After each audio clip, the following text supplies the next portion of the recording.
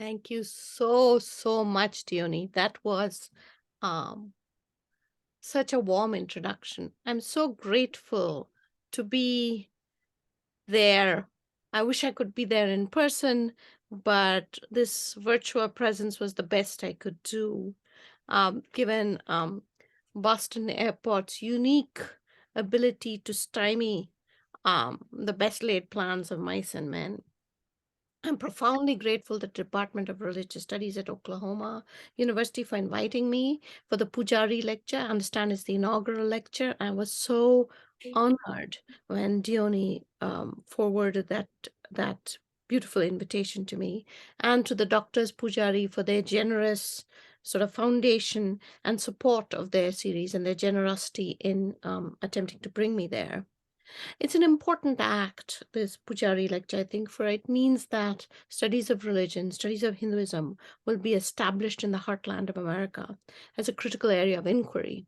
And part of my missions in scholarship is to make the theology and philosophies that arise in Hinduism more accessible to scholars, emergent scholars, and to people more broadly. So I'm really to understand what a repository of knowledge and wisdom it is. And for that, I'm profoundly grateful. Um, Dione is, of course, a extraordinarily thoughtful and serious scholar of religion, and I've known her for over a decade, and I'm so pleased to be here at her invitation. And a wonderful Rebecca, whose organizational abilities were astoundingly on point. I look forward to the question and answer, and I was hoping to continue it over dinner at the end of my talk, because right now I'm struggling with this book. And so let me, without further ado, start unpacking the problems. Let me begin by saying that this work is the third part of a trilogy. I'm writing about my hometown of Bangalore.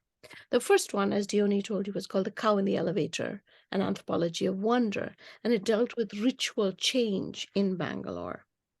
The paradox of ritual, which is considered tradition, and creativity. The second, The Goddess in the Mirror, an anthropology of beauty, looks at the paradox of myth and reality through the lens of Indian beauty parlors and women in them. And the third, from which I am drawing this talk, is tentatively titled The Runaway Goddess, a Possible Anthropology of Grace, in which I explore our kinship with water and water bodies during a period of apocalyptic climate change. You can all hear me, I presume. Yes, good, good. So here in this talk, I'm going to talk about a small corner of India in the south, my hometown of Bangalore. It's no great tirtha or sacred waterford. It's no pilgrimage place. It's not an important site for Hindus. It's not a religious site of any kind, actually. It's merely a place that I love and where I belong. Bangalore is known to the wider world as the center of information technology, of software building. It's, for example, and services around knowledgeware. It's, for example, the kind of place you will call when you want a mortgage or you want to locate your luggage or that kind of services. And a lot of the back end of software that we use on a daily basis is built there. Um, so this knowledge capital in India is where I locate all of my work on religion. And now I'm going to share my screen so that you get a sense of what I'm talking about.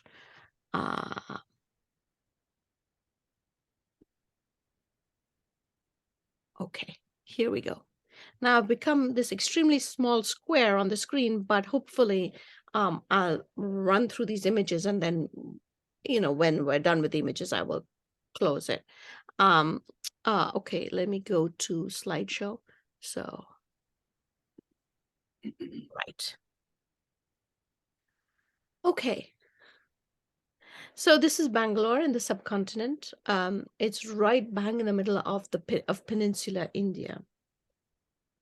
I feel that trying to describe and understand the climate crisis as it is felt in Bangalore is the most important of my life work. Facts as to climate change abound. It's in the media, It's occasionally on the news. You can read about it, you hear about it, and yet it seems we can't wrap our brains around the depth and breadth of the problem. So I believe we have to tell stories of our little corners of the world, what I call stories with greedy edges, following Donna Haraway, the anthropologist, to make sense of these worlds that we love and are in threat of losing. Perhaps the stories of these worlds that we run the risk of losing is the powerful motivator we will need to think about the climate crisis as our sort of unique challenge of our generation. It is fundamentally, of course, the loss of home. Part of our problem in dealing with climate change is not only fractious political life that makes things worse, but also our problems of the imagination. We have little language to describe this problem. Anthropologists like myself have called it the problem of the Anthropocene, where human beings have interfered or directed the climate in such a way that it has broken down. Industrial life and neoliberal economics have bequeathed to us an unsustainable system. While descriptive and usefully critical of the Enlightenment project of development and progress, this language of the Anthropocene distills the feeling of precarity and grief that we all share. And it uses technocratic post climate crisis language. But paradoxically, it leads us to the climate of grief and apprehension, but never beyond that. And this is the problem. We lack the language and the ability to think about this problem in positive ways. It merely makes us want to look away. And we live comfortably numb, as Nietzsche said, in a nest above the abyss. But if we are to strive to get beyond the abyss, to fly above it, as it were, we need to think about the clinical and the critical way to rouse our passions, to get beyond the clinical, and to think about it as a passionate endeavor. One, to get at feelings of joy, of abundance, and grace that we run the risk of losing. Religion is, of course, deeply implicated. Mary Evelyn Tucker and John Grimm of Yale argue that the environmental crisis is of existential complexity, and its scope is the result of certain economic, political, and social factors. But it's also a moral and spiritual crisis. And this requires, they say, broader philosophical and religious understandings of the nature of Pope Francis's Laudato Si.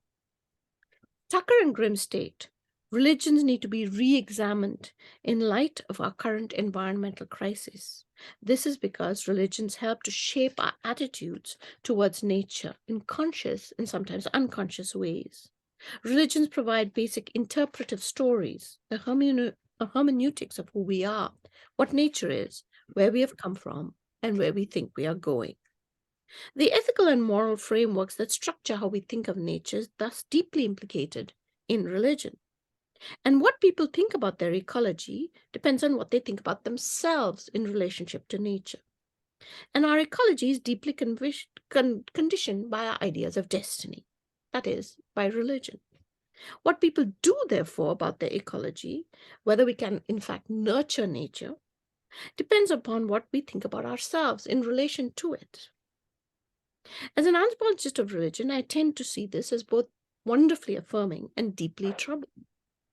And as an anthropologist of the Hindu world, particularly, I speak of water bodies. And my central question is, if water is life, what is a life without water?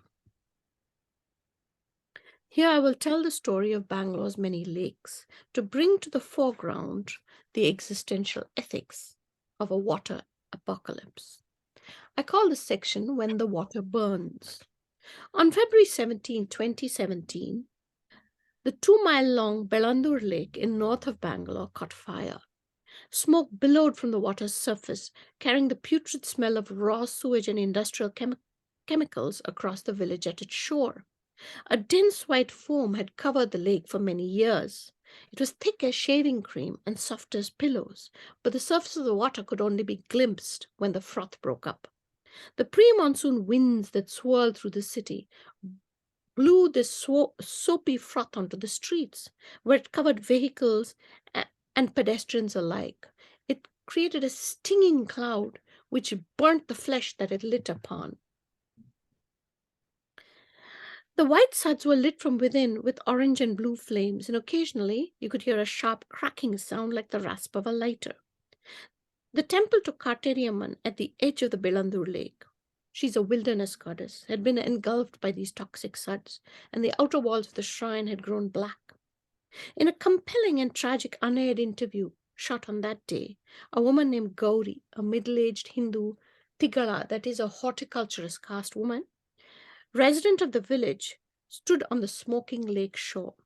She said she had grown up near the lake in a traditional horticultural family. She spoke powerfully of the beauty of the lake, its pristine blue waters, the fish and fowl that, that swam within it and on top of it. She spoke of the underground stream that bubbled pure waters under the idol of Karteriamman. She spoke in Sanskrit of what is known as the Sthala Purana, the myth of sacred place. And she spoke of water as a vital, life-giving fluid. But then, gesturing despairingly to the fiery lake behind her, the shore littered with plastic bags with dead fish, she said, "This lake is burning." She lamented. The story of a sacred place has become a terrifying tale. She coughed and said, "Look, the water burns. My lungs are on fire. The goddess Karteriamman is now absent." She used the English word. Then she said, "Maybe she's been raped," again the English word, by developers. Maybe she has run away from this hell. Gauri's lament brings the ruination of Bangalore's watery places to our attention. Ethnography, I believe, should play a crucial role in building something new. Working in the gaps between established fields and categories, ethnography can help bring forth what Kim Fortune has called a future anterior, not calculable from what we know, a future that surprises us, a future that is hopeful. In keeping with Fortune's vision, this project attempts to think beyond the formulaic. If water is life, what is the life without water? A brief note about method.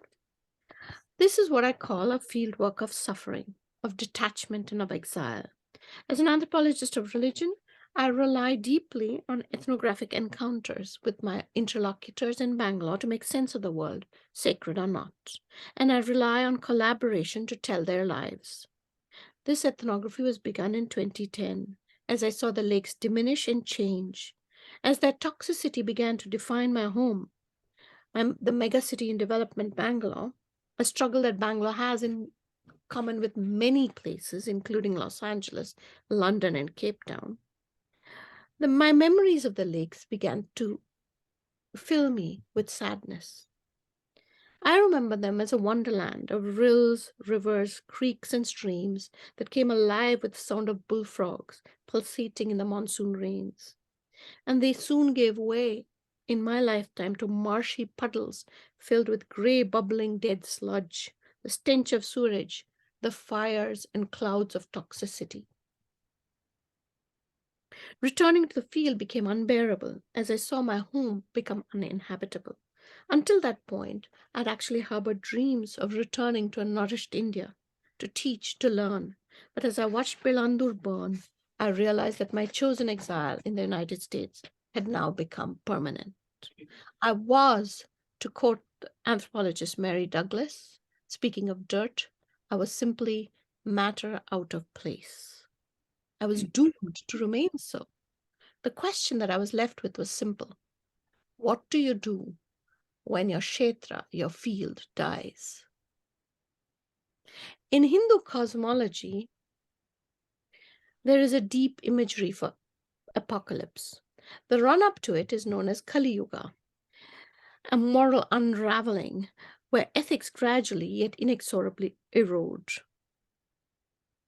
This end begins with the great god Shiva. The final end begins with the great god Shiva, who starts dancing in fury at what he sees as ethical erosion.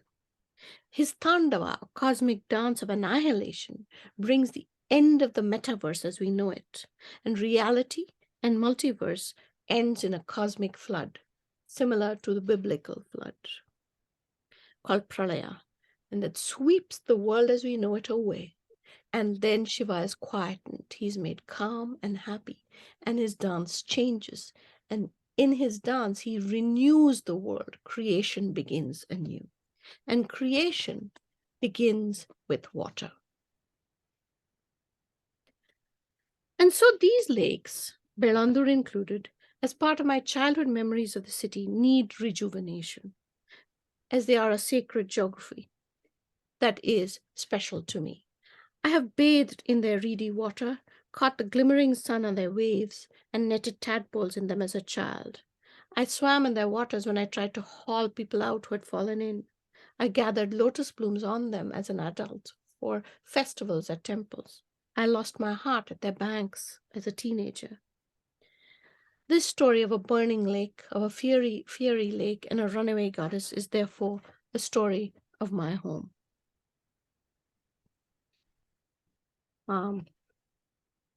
Okay. The fiery toxic sludge that Gauri, this is a picture of Gauri, when she's getting water in buckets and blue plastic drums, saving water for drinking. The fearing toxicity of Belandur Lake that Gauri laments indexes a growing urban region that reeks of corruption and contamination, where industrial pollutants are dumped into waters every day in an erratic yet constant attempt to desiccate the city's lakes.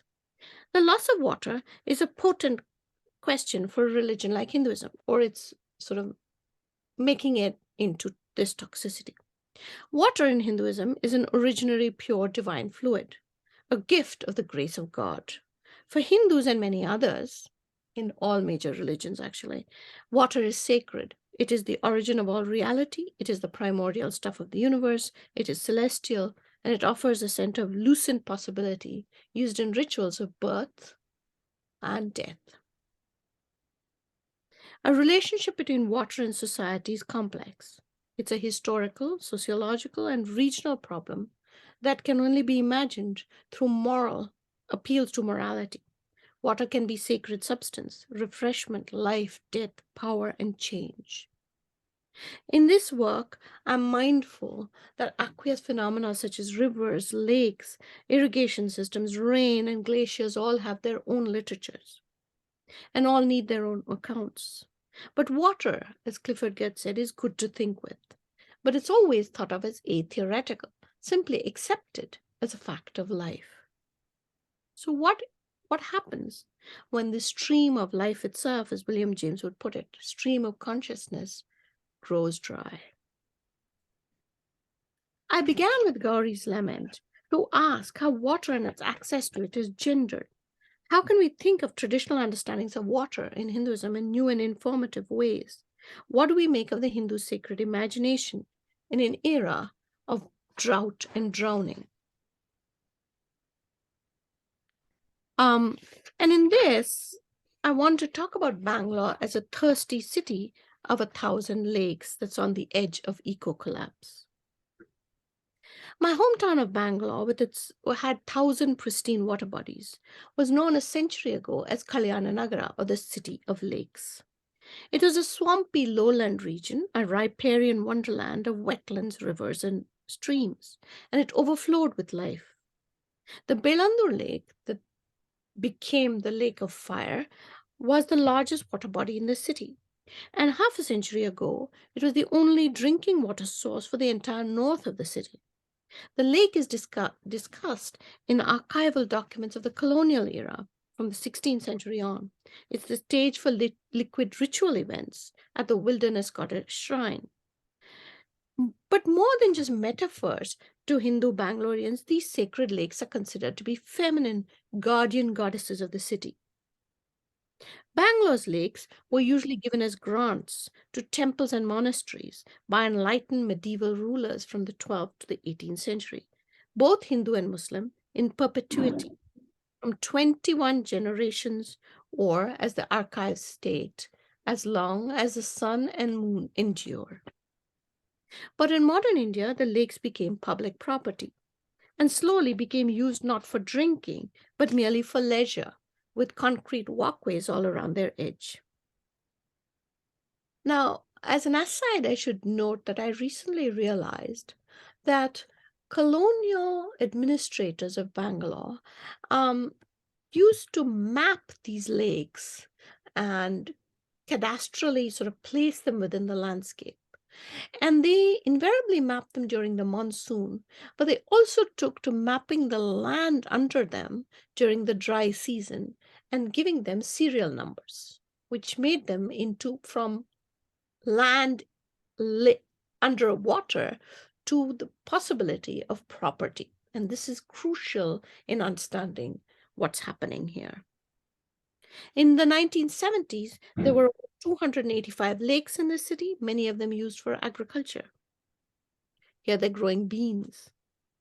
The violent alchemy of pollution that took just a few decades of economic liberalization to kickstart. And then Belandur Lake and many lakes like it slowly get polluted and then dried up. By the early 2000s, Bangalore was home to a successful information technology industry.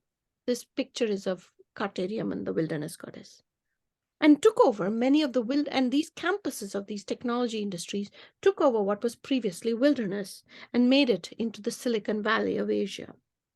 Bangalore's population doubled between 2000 and 2020 to 12 million people from 5 million people. Rapid urbanization and expansion between 1973 to 2016 caused a 1,000% increase in paved surfaces and a decline of 88% of the city's vegetation and wilderness. The water bodies declined from 285 in 1980 to less than 80 today. Lakes were regularly infilled, and the precious and expensive land beneath them that had been given survey numbers by the British were gifted to institutions, taken over by private sort of institutions like universities and hospitals to build their new campuses. One expected outcome of this was the attenuation of water resources in a city that is perennially thirsty. Every day, Bangalore pumps 1.4 billion liters of water through its pipes, but it fails to meet the city's needs. The problem is that most of the city's drinking water comes from the sacred Kaveri River, that is over 60 miles away in a deep gorge. And so pumping water uphill to a thirsty population through leaky pipes, built during the colonial era, is difficult and for the deep of pocket. In 2016, the city pumped 1,400 million liters of water a day at an approximately cumulative cost, get this, of $800 million in India. And at least 40% of the water of the river was lost to theft or leakage. Gauri stood in front of the Karteriamman temple, wreathed in smoke from the burning lake. She coughed and then she spat blood. She said, "We live in this world of filth. The lake has been trashed. Look at it. What hell is this? How can I live here now?" The lake is a ruin, as Gauri suggests, and ruins reveal temporalities of decay. The lake has become a derelict site, which is in a fluid state of material becoming, showing what neoliberal pollution can do. The entire village at the lake shore has become a toxic community. Not only toxic ecologically, but emotionally and financially as well. It is dropped.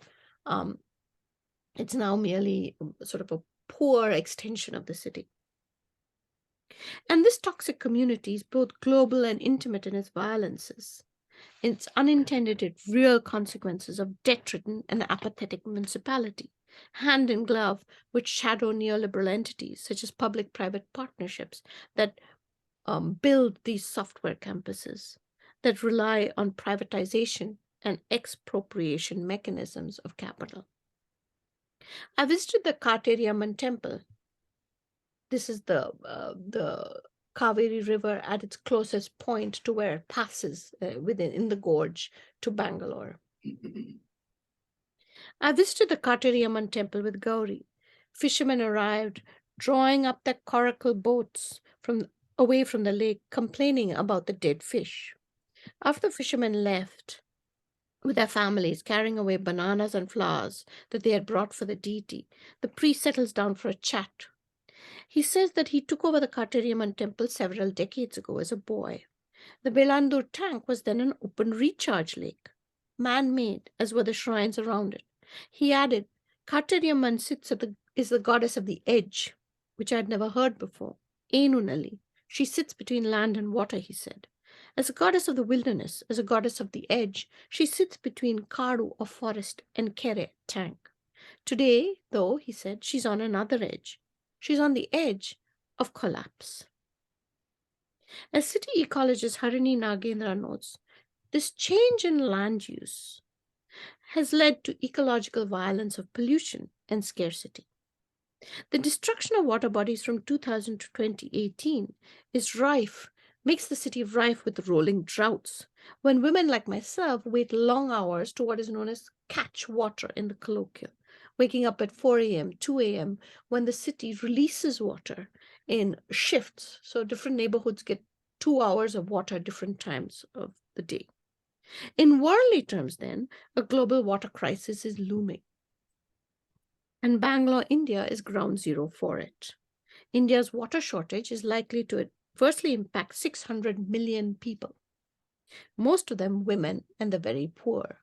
And here you see the attenuation of the lakes between 1980 and 2010. They practically disappear, and all that land is built up. Most of the time, when we talk about climate change, we talk about rising sea levels and melting glaciers, which are very important in terms of the developed West's notion of what is threatening. But for the rest of the world, what is more threatening is the absence of water in totality. The United States is very lucky. When you look at Lake Superior or Lake Erie, these enormous freshwater seas, the inland seas, you realize the wealth that is America. And you suddenly realize over the past 10 years, the drought, the drying up all the rivers in the Southwest, Los Angeles, the whole of California, reeling from drought and then suddenly being plunged into drowning. So a second catastrophic outcome is urban flooding. Can you still hear me? Yes. Good. And this past monsoon season is very similar to what happened in California. As you know, in Pakistan, enormous flooding sort of basically drowned the country. And similarly, this has happened in Bangalore. Here again, you see Belandur Lake itself, as it was in 2000. You see the sort of wetness of the entire area with the river through it. And then you see it slowly begins to dry. And as it begins to dry, the building increases. So this is Bangalore today. And if you think that looks like New York, it's meant to. This past monsoon season that ended less than in September, many Bangaloreans had to buy private boats to navigate the flooded streets. The question of climate justice with regards to thirst and flood are looming in this world. Changes in water lines indicate an unraveling of these worlds, as life on the planet is unraveling in ways we can see and not see. We are also unraveling the natural consequences of these larger narratives of unconscious behavior that we are inflicting on populations, both human and wild. What Amitav Ghosh calls this great derangement, a space where the unthinkable often happens, is understood as Kali Yuga, the last great epoch age, in the run-up to Shiva's dance and the cosmic flood. For Hindus, water is assimilated into the water known as up in Sanskrit is said to be primordial, as I said. And the world was originally water without light. That is from the Rig Veda. The gods of the waters are many. Apas is known as water himself. Indra is the god of the storm. Varuna is the god of the sky and upholder of Rita, or natural law. And finally, Parjanya is the god of the storm, the ones who brings rain. Assimilated into the everyday, water's alterity, its otherness, is made more potent. It's used to bathe the idols of the gods as abhishekam. It's used to drink as sacred water, tirtha, and to purify the world at large. In Hindu myth, too, the idea of life given by water is central. But here, water is female, passive, fecund. In cosmology, is a revered fertile femininity of Hindu riverine goddesses, together known as Sarita. You can think of the Ganges, if you're familiar, or the Yamuna, in their pristine ability to purify the world. They are fertile and beautiful goddesses, and the Kaveri, the river close to Bangalore, supposedly purifies the entirety of South India. Water is the sacred fluid from which the eternal and all-pervasive forces of the Godhead emerge and rest. The Rig Veda says there was darkness. All around was darkness, and yet all around was water. Water in its form as rain, as lakes, oceans, rivers, and streams is thought to have transformative moral agency. And this purity, this idea of purity resting in these waters, obviously opens up new political and ethical claims upon the world. For Hindus, rivers like the Ganges flow pure and they purify to the touch. They mark the boundaries of South Asian civilizations. Yet, the Ganges is terribly polluted, not only by sewerage outfall from its many cities along its banks, but by industrial effluents, dead bodies, human and other, and all the detritus of modern life. The government of India has put together a Clean the Ganges program that unfortunately has failed. David Haberman suggests that Hindus see the physical pollution of the river as accumulation of the many sins of humans during the Kali Yuga. The Ganges carries the physical force of Hindu sins, as do all water bodies in India.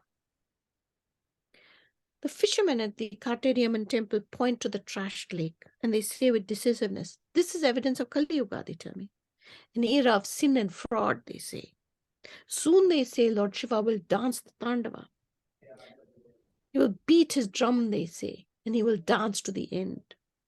How soon will he start dancing, I ask. They laugh and they say, not soon enough.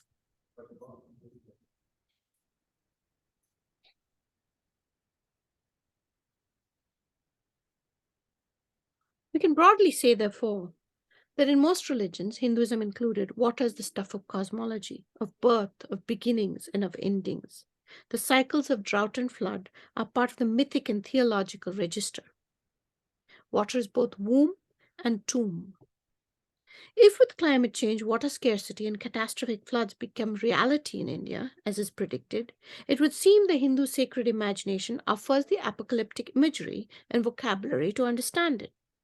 And what is revealed is therefore the fact that we have the answers right in front of us.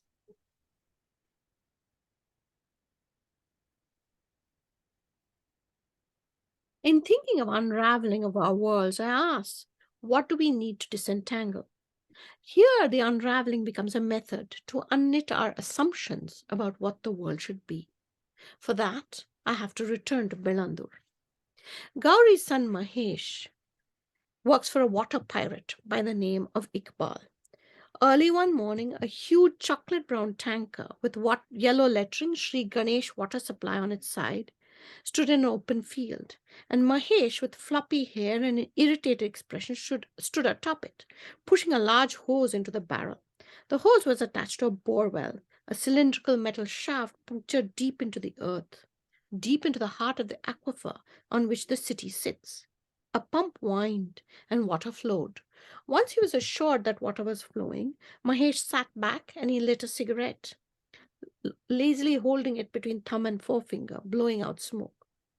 After 4 cigarettes worth of time, Mahesh undid the hose, got back into the cab of the tanker, and began his drive through the newly built suburbs of Whitefield.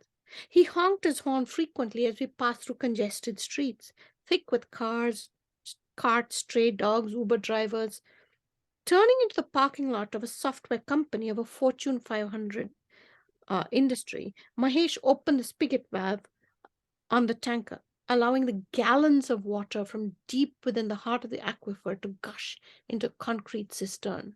I won't mention the name of Fortune 500 of the Fortune 500 company because it's one that you are all familiar with. Like the city of Los Angeles, Bangalore today lies in an arid plain. In 2018, an approximate 8,000 immigrants entered the city on a daily basis.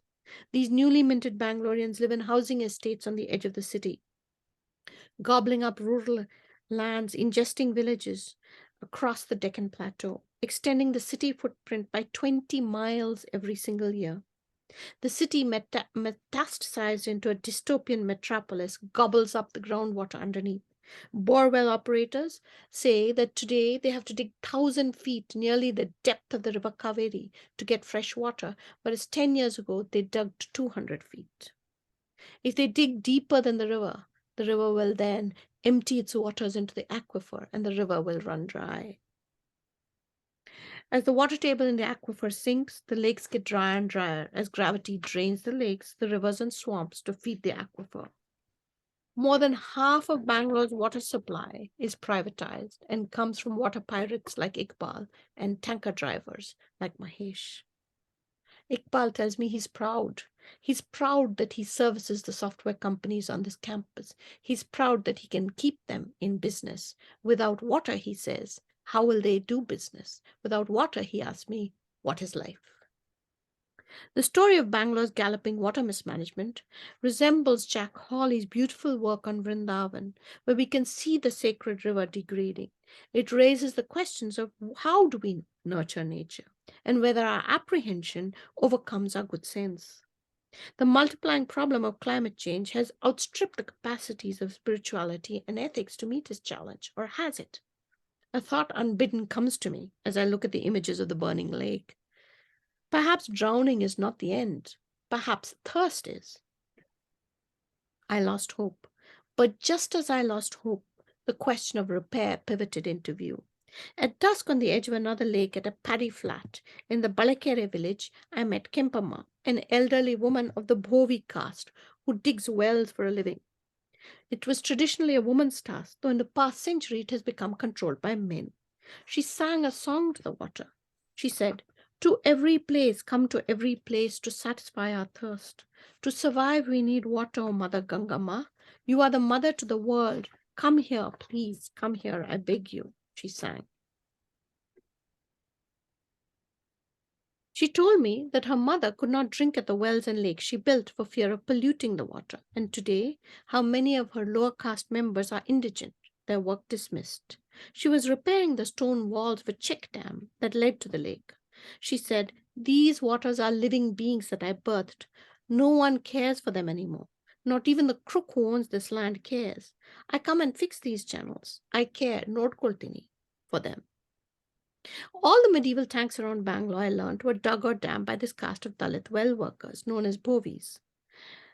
The poetic form is Bhovi Marodu Bhavi, Bhovis dig wells. Though previously they lived closer to their place of work, they've been pushed out into a colony on the edge of Bangalore known as Bhovi Palya, where they now live. The colonial era ghettoization of lower caste bodies. Self-titled Dalit, meaning crushed, they were previously known as untouchables in the Gandhian era, literally those who cannot be touched for their bodies carry the contagious actions of pollution. Dalit suicides today cause much hand-wringing and defensiveness amongst upper caste groups. And as an upper caste woman myself, I don't want to wish to engage in further violence by taking her words, Kempama's words, out of context. So let me continue. Kempama's son tells me that as people like Mahesh dug more and more bowells, the Bhovis became beggars because they could no longer dig. In an area where there are 5,000 houses, Ramesh tells me, when the water runs out, they use bowells. They don't dig the wells that we used to dig. They just connect a bowell pipeline and use the water. Everywhere you only see concrete, tar, and drains. There is no place to collect the water back to the earth. He says, we Bhovis are people who find water. We're water diviners, but we are a people who have chronic thirst. He tells me how Kempama's grandfather and grandmother dug and cleaned wells for a living. They were paid a princely sum to clean a well near a monastery in Mysore. They spent a week cleaning the well, pulling out all the sort of soil and dirt out of the well and sleeping in the courtyard of the monastery at night. When they finished, they laced the water with acidic lye to make it potable. As soon as they finished and the water was potable, the head abbot paid them and then ushered them out of the monastery in case their touch polluted the waters that he would drink. The Anthropocene is blind to the ways that low casted, and I use it within quotes, people like Kempama modify and manage landscapes through ritual practice at great social cost. Sensorious Dalit expression is an experience of the revelation of the person and the personal, but of the ecological as well. So if we set such indigenous practice dialectic to Sanskritic textual understandings of Hinduism, the Indological understanding with which we have all sort of been brought up to think as scholars, then Kempama becomes as important as any one of the great scholars of Sanskritic literature. She argues, after all, that endemic violence to ecologically sentient places is linked to masculinist Hindu narratives that are nationalist and ignore the local. The infrastructure of impotence and corruption and the toxic kidnapping of Hinduism by Hindutva can only be challenged by a female indigenous imaginary located in repair as an act of love, as Kempama does. Kempama's indigenous knowledge of water and the poetics of repair is the vital ethical act. Repair is the answer, in which the otherwise, the wisdom of the other, is made central. Personal relationships to these lakes in love and devotion become concrete levers of change. This forms a very solid basis of ecological concern and action. It is the expansion of compassion. And now I move towards grace. These are the kind of wells that Kempama and her husband built. Gauri's eulogy for Belandur invites us to think about what pure water is seen as being and doing in contemporary Hinduism. How do Hindus, in the creative complexity of how they value, define, express, and practice ethics or dharma, act in an age of climate crises? Poor Tigla women like Gauri and men like Mahesh offer a model of collective ethics that attaches moral agency to the natural world. Defining places as persons, Tigla and Bhovis re-signify nature itself as an anchor for this social justice, similar to indigenous groups in the United States. The repair of the ecology thus allows us to become attentive to the ways in which they differentiate different shades and lineages of Hinduism that haunts the sacred landscape of India. Repair thus becomes the answer to the ecological climate change, and it allows the runaway goddess to return to the lake. In July 2020, Gauri returned to the Kartiriamman temple wailing in fear. Mahesh had gotten COVID. Kartiriamman used to be the goddess of cholera, she said, and other epidemiological diseases. Mahesh was very sick.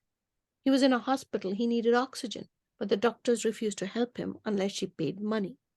She had asked her neighbor, who drove an auto rickshaw, to take them to the hospital late at night when Mahesh had turned blue.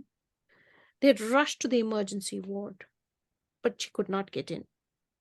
Mahesh stayed in the auto until dawn when the pawn shops opened, and Gauri then pawned some gold jewelry and got him into the hospital.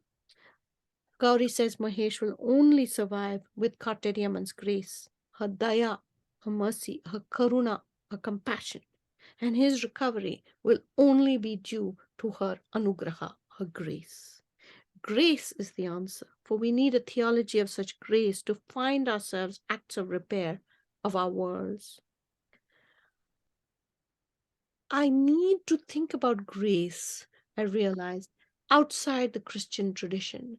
For grace is thought of as an ultimately Christian idea, and I agree.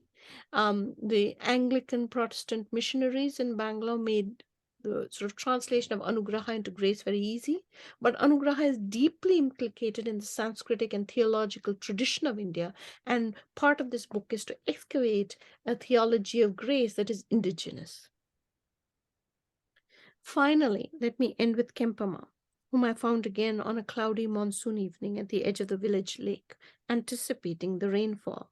She watched a white egret fishing in the water and sang a haunting melody. Look, she said with joy, the village lake is getting filled. It is flowing into the canal. Oh, mother, you bless us, dear mother. Every caste has prayed to you, O mother. Be kind, bless us. Thank you. Let me stop the share.